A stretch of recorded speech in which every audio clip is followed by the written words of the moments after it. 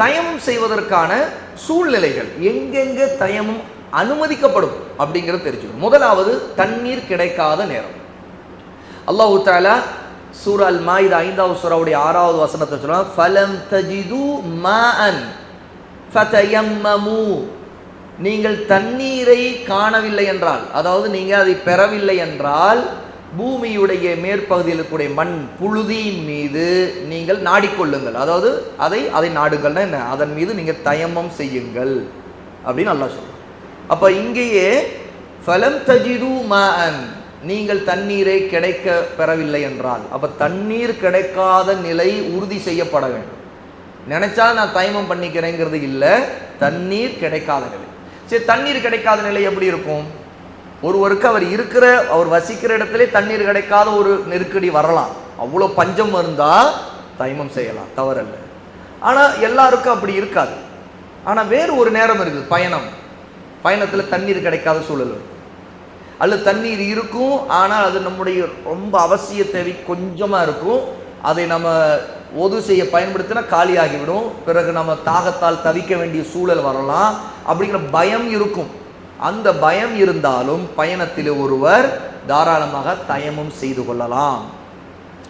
இரண்டாவது நிலை, தண்ணீர் இருக்கிறது ஆனால் அது ஒருவருடைய குடிக்கிறக்கும் அல்லது ஒரு வீட்டார் தங்களுடைய சமையலுக்கும் அதன் அளவுக்குத்தான் தண்ணீர் இருக்கிறதுங்கிற ஒரு நெருக்கடி இருக்கு. தண்ணீரை பயன்படுத்தினா சமையல் செய்ய தண்ணீர்லாம் போயிடலாம், குடிக்க தண்ணீர்லாம். இந்த நேரத்திலும் தயமம் செய்யலாம். மூன்றாவது, தண்ணீரை தண்ணீர் இருக்கும், குறைவில்லாமல் இருக்கும், ஆனால் பயன்படுத்தும் போது அதனால் தீங்கு ஏற்படலாம். ஒருவருக்கு உடல்நிலையில் வேறு ஏதாவது நோய் காரணமாக பிரச்சனை வரலாம், அந்த தண்ணீர் அவரால் பயன்படுத்த முடியாத உடம்புக்கு அவருக்கு பிரச்சனை இருக்கலாம். வயன் குன்தும் மர்தா, அல்லாஹ் தஆலா சூரா நிசா 4வது சூராவுடைய 43வது ஆயத்தில் சொல்லுகிறான், நீங்கள் நோயாளிகளாக இருந்தால், அப்போ நோயின் காரணமாக தண்ணீரை பயன்படுத்த முடியாதவர்களும் தயமம் செய்து கொள்ளலாம், அப்படிப்பட்ட ஒரு நெருக்கடியில் இருக்கும் வரைக்கும். நான்காவது காரணம், நோயின் காரணமாக தண்ணீரை பயன்படுத்த இயலவில்லை என்றாலோ, அவர் அசைவதற்கு கூட சக்தி பெறவில்லை என்றாலோ, அவருக்கு உதவு செய்து விடுவதற்கு உதவியாளர் இல்லை என்றாலோ, சரியா? இப்போ தண்ணீர் பயன்படுத்த முடியல அல்லது தண்ணீர் இருக்குது, இவர் போய் எடுக்க முடியாது, அவ்வளோ ஒரு நிலைமையில் இருக்கிறாரு. சில நேரத்தில் ஒரு வயதானவராக இருக்கலாம், அவருடைய சூழல் அவரால் அந்த தண்ணீர் இருக்கக்கூடிய இடத்திற்கு எழுந்து போக முடியாமல் இருக்கலாம், அல்லது அவருக்கு உதவுவதற்கு ஆள் இல்லாமல் இருக்கலாம். வயதானவர், அவருக்கு எப்போவுமே தண்ணீர் எடுத்து கொண்டு வந்து கொடுப்பாங்க, திடீர்னு அந்த நேரத்தில் வீட்டில் யாரும் இல்லை, தொழுகை நேரம் வந்துருச்சு. இப்போ இந்த நேரத்தில் அவருக்கு உதவுவதற்கு யாராவது இருக்கிறாங்களான்னு பார்க்குறாரு, யாரும் இல்லை, யாரையும் கூப்பிடவும் முடியல, இவரால் எழுந்து போக முடியல, இவருக்கு காலில் ஏதோ ஒரு பிரச்சனை ஏதோ இருக்கலாம். அப்போ அந்த மாதிரி நேரத்தில் உதவுவதற்கு ஆளும் இல்லை. இந்த சமயத்தில் தொழுகை நேரம் கடந்து போயிடுங்கிற ஒரு பயம் இருந்துச்சுன்னா அப்போதும் அவர் தயமம் செய்து கொள்ளலாம். இது நான்காவது, தண்ணீரை கொடுத்து உதவ ஆள் இல்லாமல் இவரும் போய் அதை தொட முடியாமல் இருக்கின்ற ஒரு நிலை. இது வயதானவருக்கு இருக்கலாம், இல்லை யாருக்கும். அவர் இந்த மாதிரி ஒரு சிச்சுவேஷனில் ஒருத்தர் மாட்டிக்கொண்டால் அவரும் தொழுகை நேரம் வந்துவிட்டால் அதை கடப்பதற்கு, அதை தள்ளி போடுவதற்கு அனுமதி இல்லை, அவர் தயமம் செய்துவிட்டு தொழுது விட வேண்டும். ஐந்தாவது, தண்ணீர் எல்லா விதத்திலும் வசதியோடு இருக்குது, நோயும் இல்லை, இந்த மாதிரி ஒரு சூழல். ஆனால் கடுமையான குளிர், அவர் இந்த கடுமையான குளிரில் அவருக்கு இருக்கிற பயத்தின் காரணமாக அந்த தண்ணீரை ஒரு சூடாக்கவும் முடியலை. ஏன்னா குளிருங்கிறதுக்காக உடனே நம்ம வந்து தயமம் செய்து கொள்ளலான்னு அர்த்தம் இல்லை, ஆனால் மாற்று வழி தேடணும். ரொம்ப குளிர்ச்சியாக இருக்குது நீர், தண்ணீரில் கை வைக்க முடியலை அப்படின்னா அதற்காக உடனே தயமம் இல்லை, அதை சூடாக்க முடியுமான்னு பார்க்கணும். அப்போ வெந்நீர் வைத்துக்கொண்டு சுடுதண்ணியால் தயமம் செய்ய வாய்ப்பு, ஒது செய்ய வாய்ப்பு இருந்தால் அதன் பக்கம் தான் போகணும். இதே மாதிரி தான் குளிக்கவும்.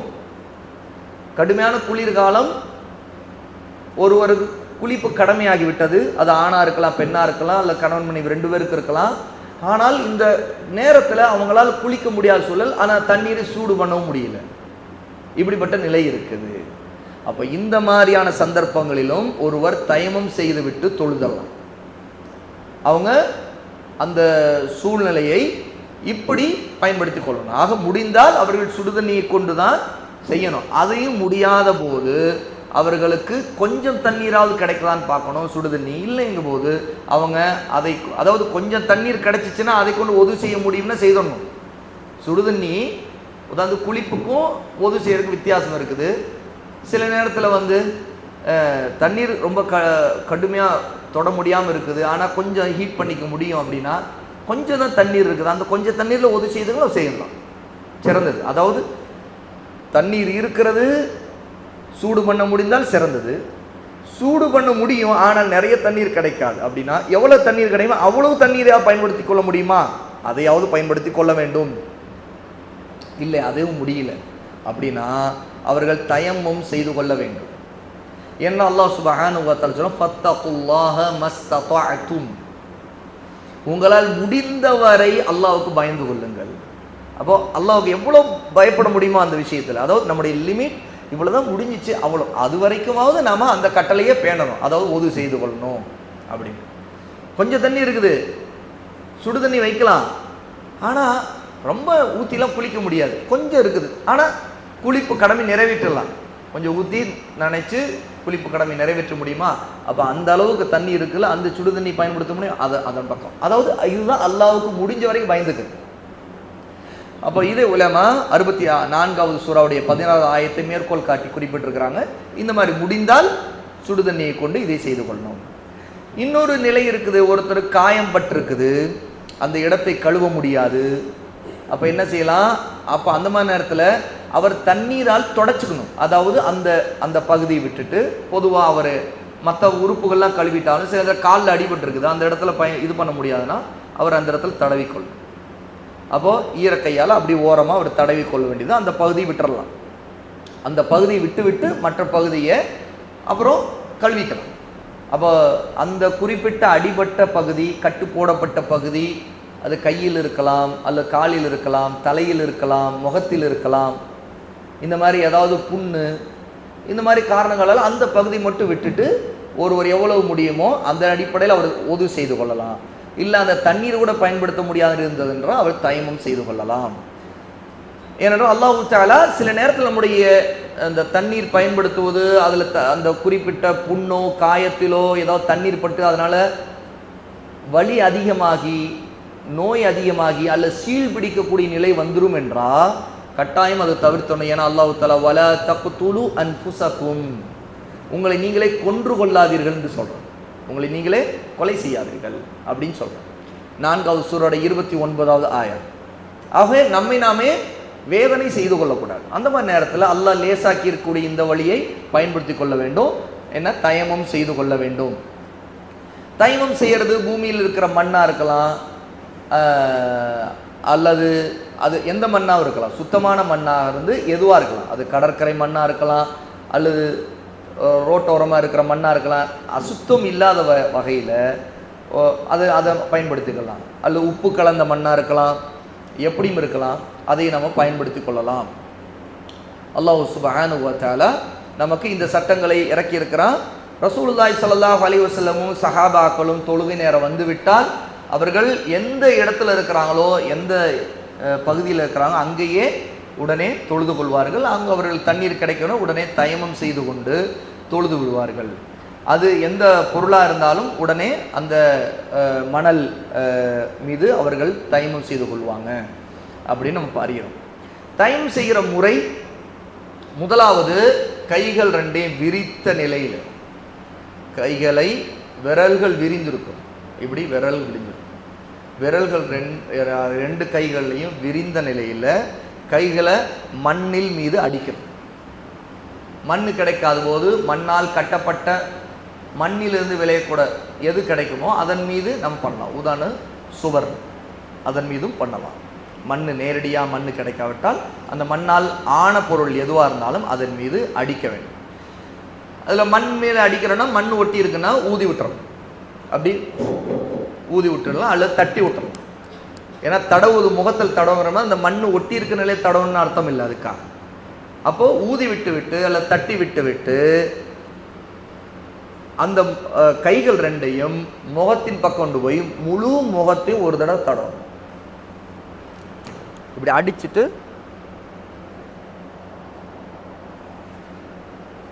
ஒரு தடவை முழுக்க தடவும். நெற்றியிலிருந்து முழு பகுதி தடவிட்டு முன்கை மணிக்கட்டு வரைக்கும் முகத்தை தடவிட்டு மணிக்கட்டு வரைக்கும் ஒரே ஒரு தடவை, அவ்வளவுதான்.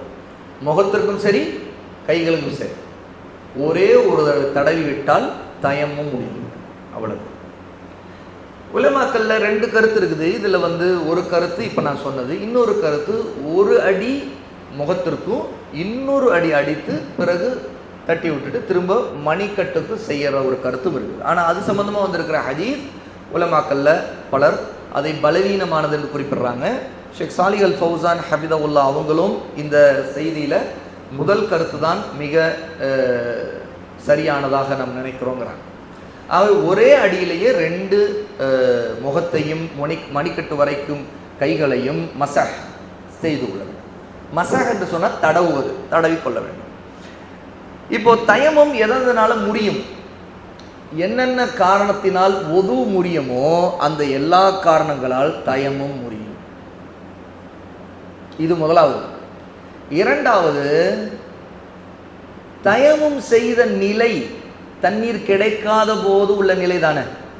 தண்ணீர் கிடைத்து விட்டால் தயமம் முடிந்துவிடும். ஒருவர் தயமம் செய்தாரு, அவர் தொழுகிறாரு, கொள்றாரு. இப்போ தயமம் செய்துட்டு இருந்த நிலை தான். ஆனால் தண்ணீர் கிடைச்சிருச்சு அப்படின்னா அந்த முந்திய நிலை முடிஞ்சிருச்சு. அதாவது தண்ணீர் வந்துருச்சு, இனிமேல் அவர் உது செய்து கொண்டு தான் அவர் தொழ வேண்டும். ஆகவே அந்த தண்ணீர் கிடைக்காத நிலை இருக்கும் வரைக்கும் அந்த தயமம் செய்த நிலை இருக்கும்.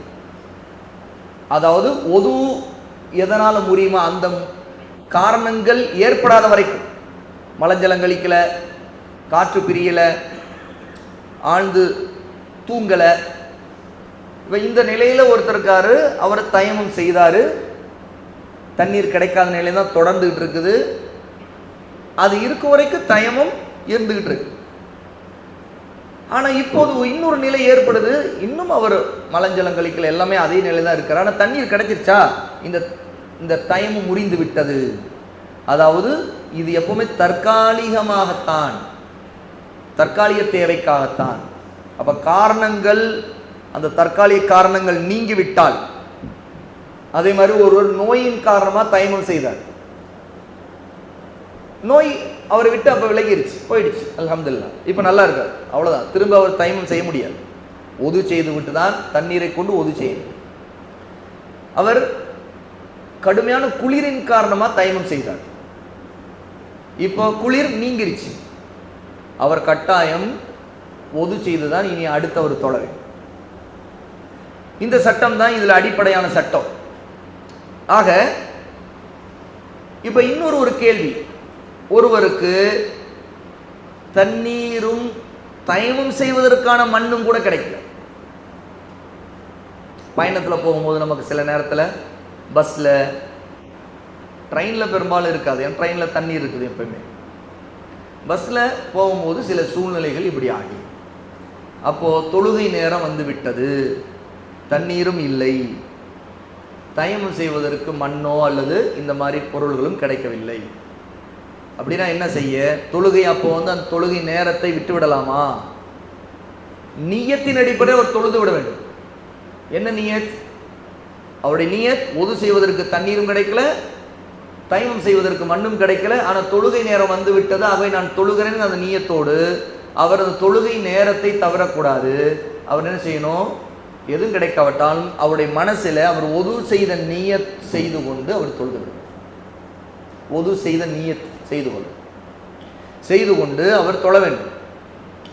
ஷேக் சாலிஹ் அல் ஃபௌசான் ஹபிதவுல்லா இந்த விஷயத்தை குறிப்பிடும்போது குறிப்பிடுறாங்க, ஏனென்றால் அல்லாஹ் எந்த மனிதரையும் அவருடைய சக்திக்கு மீறி சோதிக்க மாட்டான். அவரால் முடியல, அவருக்கு தண்ணீர் கிடைக்கல, இதே மாதிரி மண்ணும் கிடைக்கல, தயமம் செய்ய முடியல.